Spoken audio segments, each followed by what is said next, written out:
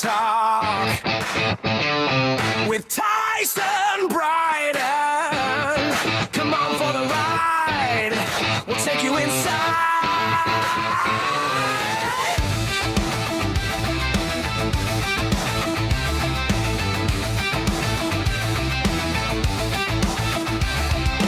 Non-stop rock talk. It's non-stop rock talk with Tyson Bryden. Come on for the ride. We'll take you inside. Welcome to Nonstop Rock Talk. I am your host, Tyson Bryden. Today, it gives me great pleasure to welcome DeMarcus and Jason Scheff of Generation Radio. Welcome to you both. How's it going? Hey, Tyson. It's going great, man. Good. How are you? I'm very well, thank you. I am Good. I am up in Toronto, and it's seasonably high weather today, which is great. We're in the plus. It's fantastic. Toronto will forever be in my memory and in my history. I sheared my big toenail off in catering there in 2018. It's the worst pain I've ever felt in my life. So forever now, it's known as Toronto. Oh wow, that's wow. So when you come back here, that's probably the first thing you remember.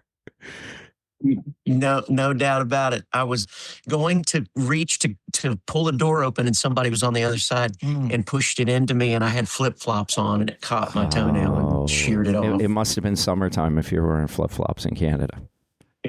Indeed it was. Yep, at the amphitheater up there. Right on. There's a chance they might be redoing that whole amphitheater, actually. And Really? There's talk of making it like this 1 million seating venue, which is, yeah. Wow. It's going to be hard for people to sell that. I don't understand what they're going to do with it, to be honest with you, but it hasn't happened yet.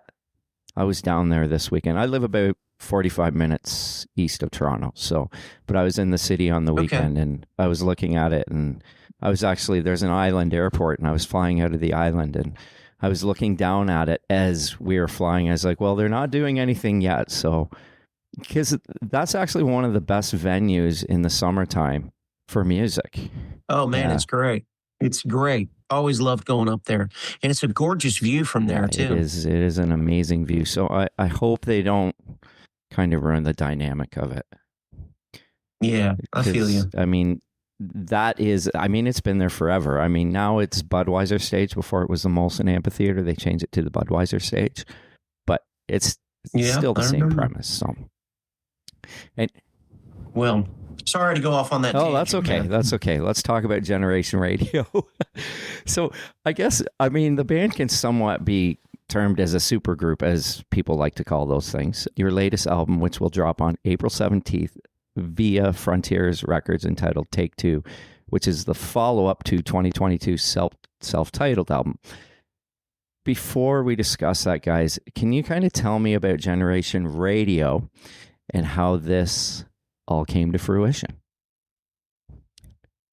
Well, it actually started over the pandemic. We were all bored to tears, and tours had been canceled. Jason had been out of Chicago for a few years, and I always knew that I wanted to make music with him somehow, some way, when both of our bands slowed down enough and the timing was right. And, long about March or April of 2020, we were all sitting around bored to tears with nothing to do. So I called Jason and I said, how would you feel about calling some buddies up and getting together in the studio and just recording some stuff for fun?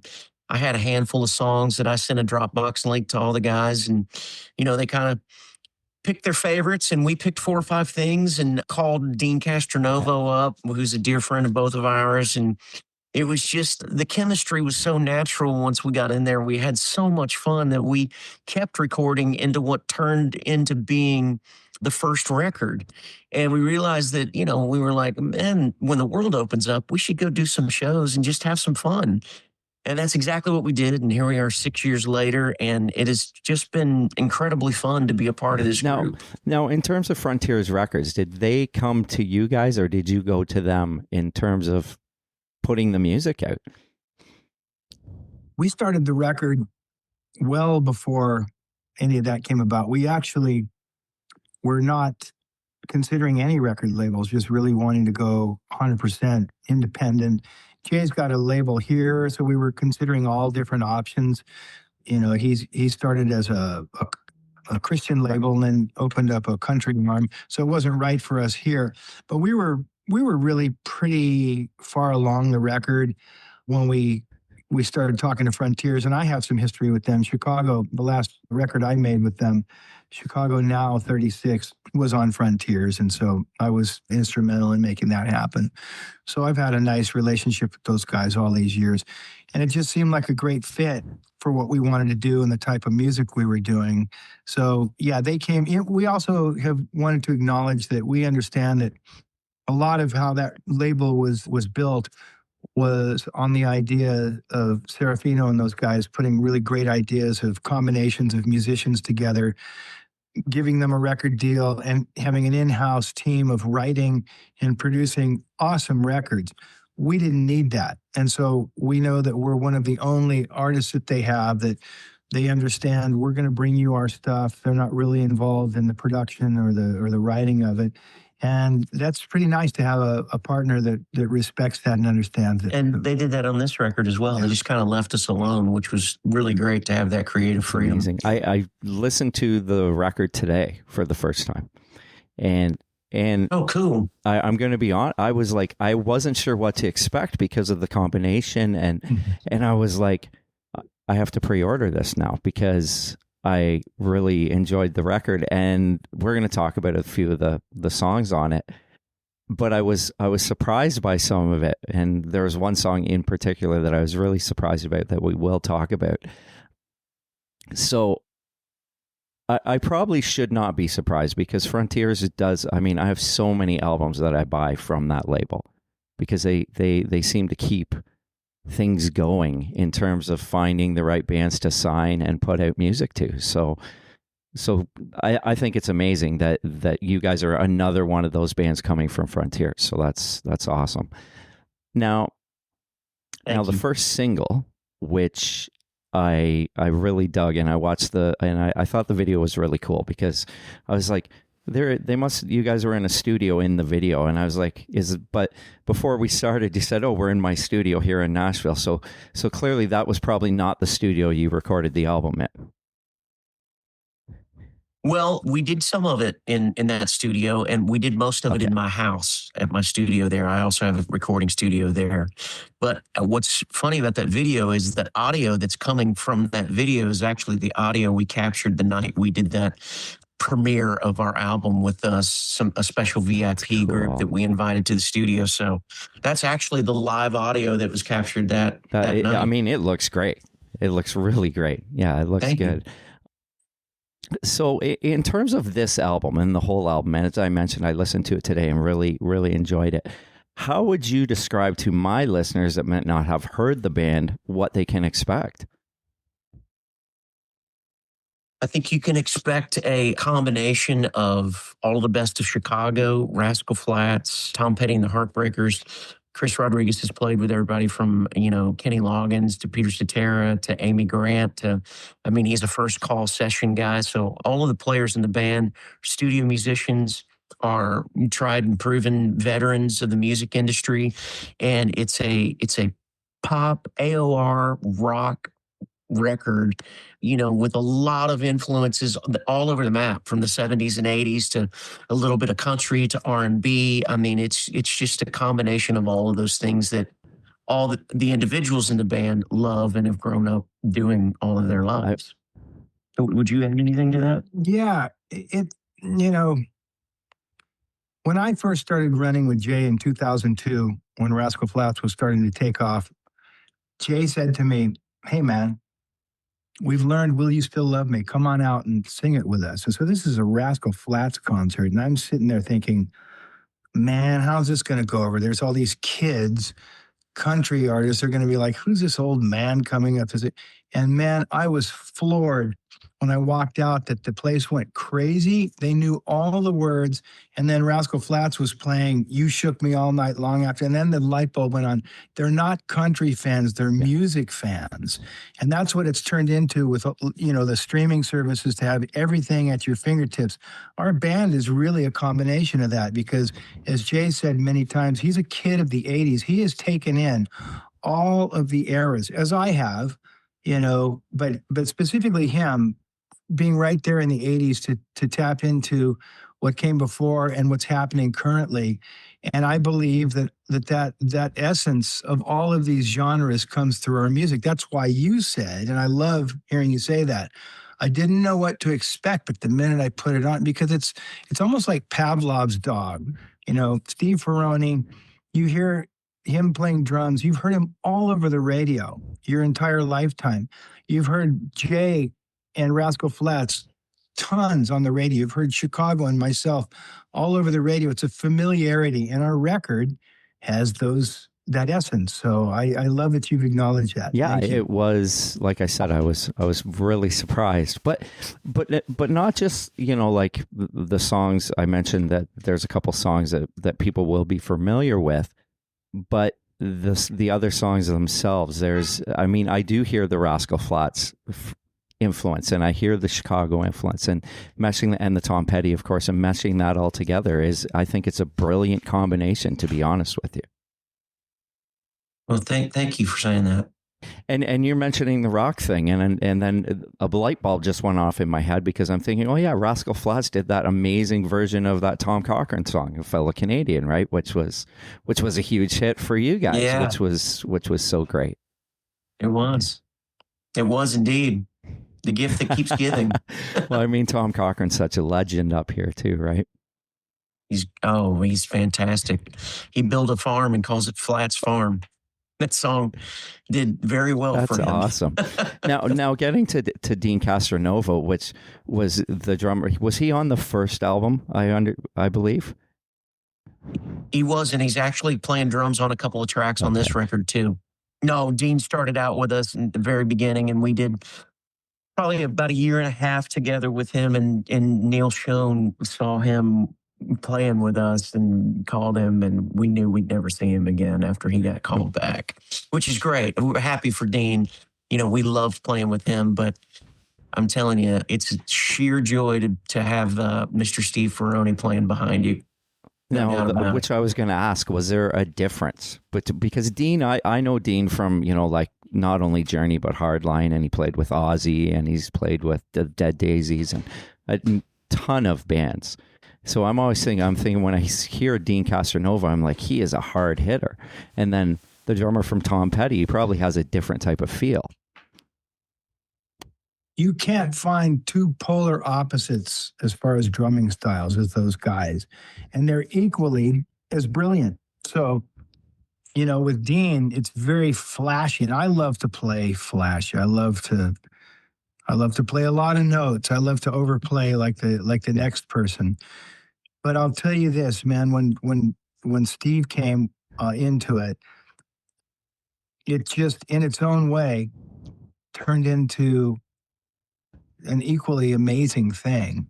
So yeah, it's an adjustment, but not much of one. But I was talking yesterday about how it really started changing the way I play, actually, because Ferrone is so understated. And it's funny when you talk about how heavy Dean hits, and Ferrone, when I started really working with him a lot before we even brought him into Generation Radio, I would look at him and I'd say, he's not really doing much. It doesn't look like he's, hammering about the drums. It's like, it looks like he's just kind of, but man, he's taking your head off. It's very powerful. And his right foot, how about his anticipations? I don't know anybody that 16th or 8th note or 16th note anticipations with his cymbal of who does it like Steve Ferrone. It is just the most beautiful, not rushed, deliberate, straight. It's so funny. It's like it's laid back aggression. Totally. It's yeah. I can't describe it any other way. I agree with you. he makes a ballad feel so much like he's listening to the singer and playing to contribute to support the singer, not to be showcased as the drummer in the band, Yeah, if that that's makes any cool. sense. And that's not to take anything away from Dean. No, I wasn't saying. I know he's not. I just wanted to clarify that in case anybody was thinking that the Dean, being a singer himself, let me tell you something about Dean Castronovo, which is amazing. World-class singer. Absolutely. Yes. We were cutting the first album, and Dean's process is he'd take the recording of the demo, what we're going to do, and he would go into Jay's, in his old house, he'd go into this little eating area. He'd put headphones on, and this dude would just be sitting there listening back to back to this song, probably about half dozen times, and then all of a sudden you go, okay. He'd sit down and not one mistake. No chart. No He chart. was not reading Nothing. anything. He just listened and taken it in, and he went, and it was always first take. Maybe we'd do a second one. We didn't even really need it. We just liked hearing him play. But wickedly paying attention to the singer and the song, but completely different styles, because Dean could throw all that flash around it. So I love playing with both of them. And I know Jay does too. Oh, I'll speak for absolutely. Jay. No, I do.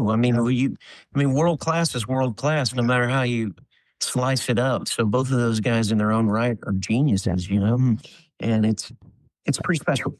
That's cool. Now, let's talk about a few of the tracks. The Melody, which is track 2. This is I kind of, as I was listening to it, a constraint of different styles. It has a country feel, but then there's spots in it that remind me kind of Don Henley, which I thought was cool. Absolutely. But then the guitar solo is like this hard rock solo, which was really cool too. It's brilliant. Tell me about the structuring of a track like this. Do you guys constantly want to keep all those styles intact, or is that just kind of what comes out? I'll go back to this too. Being a group of session players and musicians, we're always trying to service the material first and foremost. But being in a band that has all of these elements, from everything from country to pop to rock to harder rock, I think it is intentional in keeping certain elements the same thread throughout the record. In other words, you want to feel like you have consistency. So there's going to be probably, when it's appropriate, a blazing guitar solo, because that's what Chris and Yankton sort of lean into. When there's a ballad, it's probably going to be very keyboard driven, because that's the nature of a Chicago ballad or a Rascal Flatts ballad. So there are consistencies, and some of it is intentional, but also a lot of it is instinct. As a producer, and Jason produces as well, and so does some of the other guys. You just kind of follow your instinct and try to serve the material the best you can. Yeah, I like that. I like that track a lot. Now, well, I'll say this. Let me just add one thing to that track too, is that for the most part, we bring songs in just like we did in Chicago, and I'm sure Rascal Flatts does the same thing. We'd bring songs in, and we'd throw our interpretations on things, and sometimes demos would come in more fleshed out than others.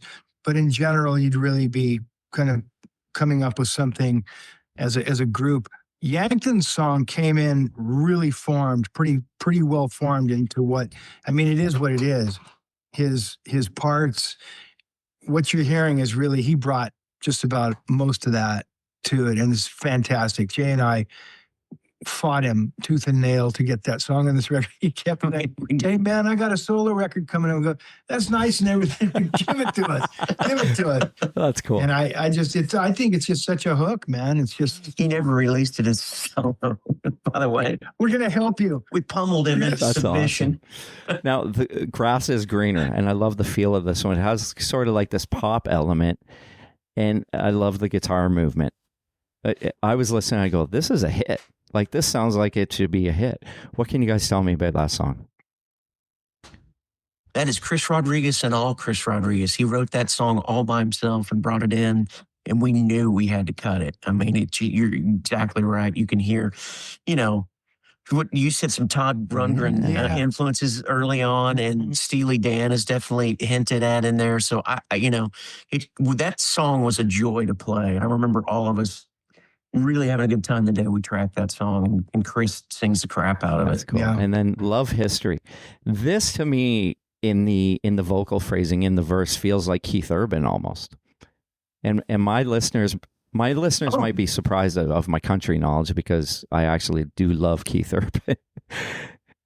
Yeah, so do I. That's pretty cool. I wrote that song for the Back to Us album for Rascal Flatts with Sean McConnell.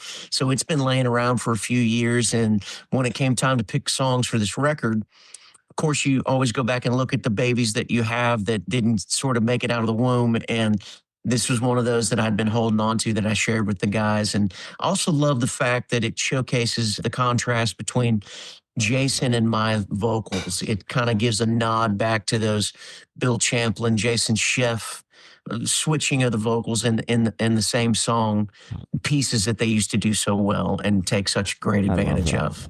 Yeah, two very distinct vocal styles, very different, which is always a beautiful combination. That's amazing. Now, Last Night's Whiskey. Now, this has a very country type title. Amazing song, brilliantly structured. The chorus is catchy, and there's like this kind of beautiful sway to it. What can you tell me about that one? We wrote that together on one of the first times we ever sat in the room together, Tom, myself, and Jason. And was intentionally meant to lean into more of the countryside of what we do. I had that hook for a little while. It still burns like Last Night's Whiskey, and we sort of piled on from there. And that song ended up having one of my favorite lines on the record in it. Your memory still swings a sledgehammer of misery. That's so and good. boy, if that doesn't paint That's a so picture, good. I don't know what does. That is so Yeah. good. Thank you. Now, material like that will it cross over to country music radio as well as rock radio? So we've had some discussions about trying to come up with a plan with Frontiers to take what would be appropriate to country radio. So hopefully we just signed on with some new management and a new booking agency, and hopefully they'll come up with some game plans to take the songs. I think the melody could be a great country song too on country radio. Yeah, So absolutely. there's a song called Maybe Monday that Jason sings too that I feel like could be straight down the middle country banger, you know? That's and as I was listening to that was kind of one of my first thoughts was, okay, how do you from a marketing standpoint, I'm sure it helps the fact that you're in Rascal Flatts and you were in Chicago. So those type of things probably open up a few doors as well to get that out to where it needs to be. I would say everything helps. Everything contributes for sure. And that's one of the best vocals Jason's ever done. So I would love to hear that on the radio someday. Yeah, Me too. And I think it should be, to be honest with you. Sometimes I don't understand radio, because you hear albums and you hear songs and you go, why is this not on the radio?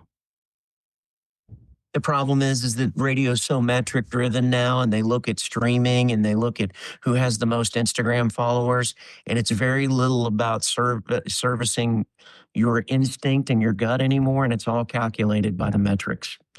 We've reached a really, really strange, unique place in programming radio stations. Yes, I know. I mean, I don't per se listen to the radio very much anymore as I used to. That's how you always got music. I grew up in the 80s. So that's how Yeah. you would record a song off the radio, like on your, like your cassette tape, and then you Right. play it back.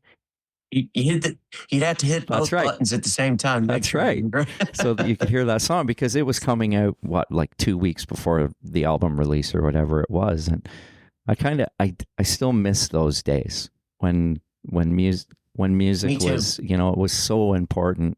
The demographic was just different. Not that it's not important now. It's just the demographic is so different. Here I go again.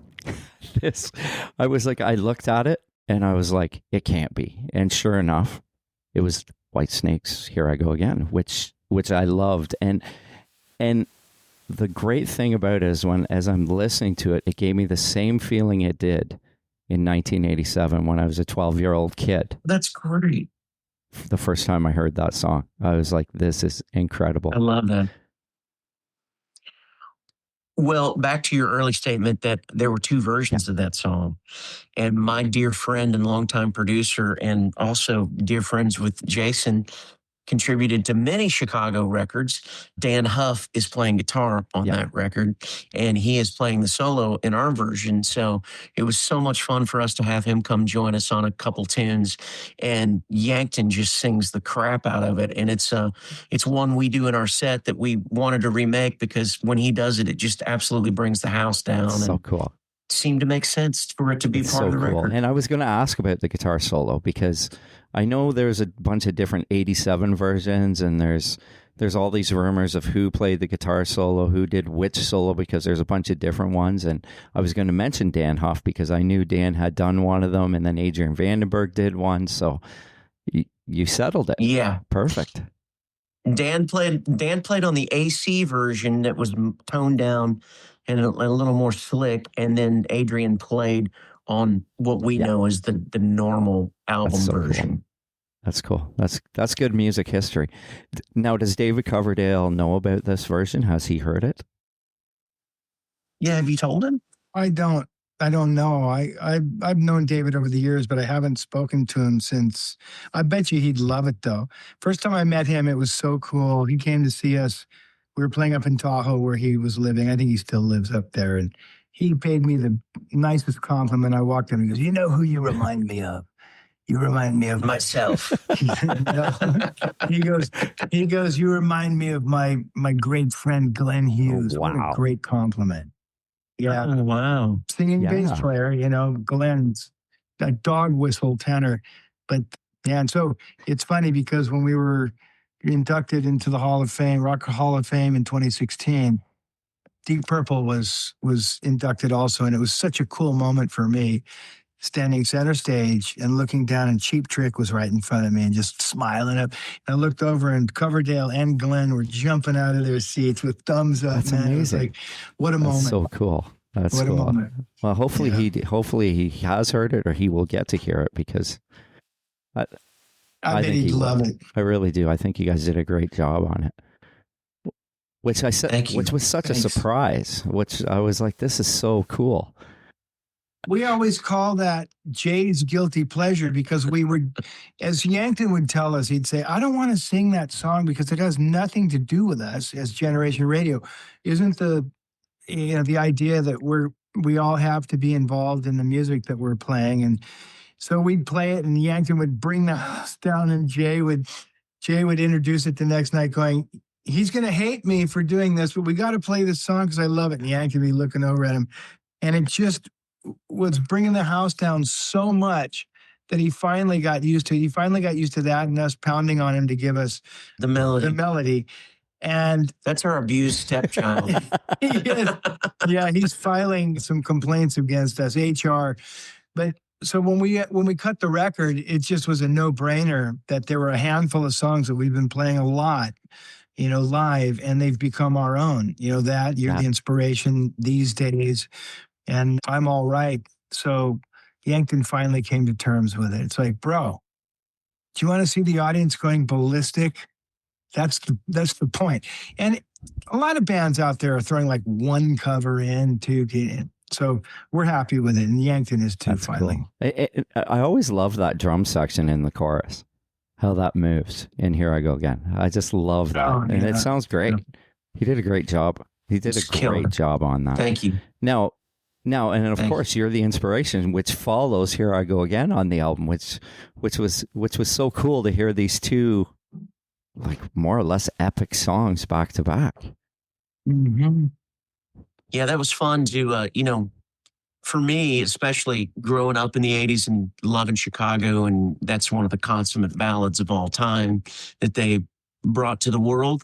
So to be able to put our own little spin on it, since we do that song live, was really great for us to go in the studio and sort of, put our take on it, nod to the original, but also add some things to it that make it uniquely ours. It's killer. Now, that's all I'm going to talk about on the album, because I don't want to give away any more. But thank Yeah. you for Got it. thanks for giving me some insight into those songs. And I mean, if anybody wants to know more, they have to pick up the album, which brings me to my next point. Formats of the album that are available, and obviously it will be available, as I said, in April, which I believe was the 17th of April. April 17th. Yeah. I'm sure it's available on streaming, but there are probably physical format as well, I would assume. There are going to be some LPs, some Nice. vinyls that people can get a hold of. And I think that's the only physical product we're doing right now. Have you guys seen the vinyl yet? No, we haven't seen any mock-ups. I think they've got ideas in mind with what they want to do with it. And I'm sure they'll come up with something great, better than we would think of. So, And what would be cool is if they were able to use that orange color. I know. Wouldn't that be I know. cool? Well, there are going to be CDs. But there will Yeah. be. There are going to be CDs and DVDs. We actually filmed a video. That's right. I'm forgetting what we did for this record. We filmed a DVD with some live performances, so there'll be a DVD and a Okay. CD. So you got to get all available of as it. well. You have to buy all I of it. misspoke. You have to. You are. So Yeah, that's 3 cool. formats, yeah. Why didn't you speak? No USB sticks. I just want to see you crash and burn for a while. Thank Because you. you're always so on top of it that I like seeing you fry once in a while. It never happened. I know. Today was my day. So in terms of promotion for the album, live shows, is there anything coming up? Yes, in fact, one of the things we're doing here, we're speaking to great folks like you, getting the word out, because we've just actually gone with a new agency, UTA, and management company, and we're really putting a big push behind this record and to start getting some dates. And so we're really looking at booking in the fall. Hopefully we can get up to, and I know I pronounce it correctly, Toronto. There's 2 syllables, not Toronto. Toronto. Toronto. Toronto. And Toronto. And I love it up there too. Love Canada in general. And I love Toronto. Boy, you ain't lived till you sheared your toenail off up in Toronto. Toronto. Oh man! So I assume you had to go to the hospital and everything with the toe then. It was a Sunday, and the hospitals, for whatever reason, the critical care little places up there were all closed. So they got a hold of a doctor, and he came over, rushed over to see me, but he didn't have any anesthesia of any kind, topical anesthetic or anything. And he had to reset my toenail and patch it up, and I had to do it without any kind of numbing medicine. So that was real fun too. Oh I never will man, I am forget so that sorry. day. That sounds painful. You didn't throw a little Yeah. Grey Goose in it? I threw a little Jack Daniels on it. It was not fun. He actually gave me a wooden stick to bite down on because he said, this is going to be really painful. And there's nothing I can give you to make this pain any less intense. And Tristan, our road manager, was holding my hand so I could squeeze his fist while he shoved my nail back into the bed. That hurts. Yeah. That hurts just thinking about it. I went out on stage that night with a cane and actually sat on a stool and played the show on a stool. Wow. I couldn't walk. The show must go on. It was horrible. That's crazy. Yeah. Wow. It's funny that it was hard to find a doctor or someone to come and to go to the hospital. Yeah. The urgent care clinics, I guess, were all closed on the Sunday. And hospital, they said, would take too long to get through the emergency room, and the show would have gone up. So they found a doctor who one of the guys knew there at the venue. He brought his doctor kit over, but he was like, my office is closed. I can't get in there to get shots with, anesthetic. And I'm going to have to reset your nail into the bed so it grows back. And I was like, well, what does that mean? And he said, well, it's as awful as it sounds.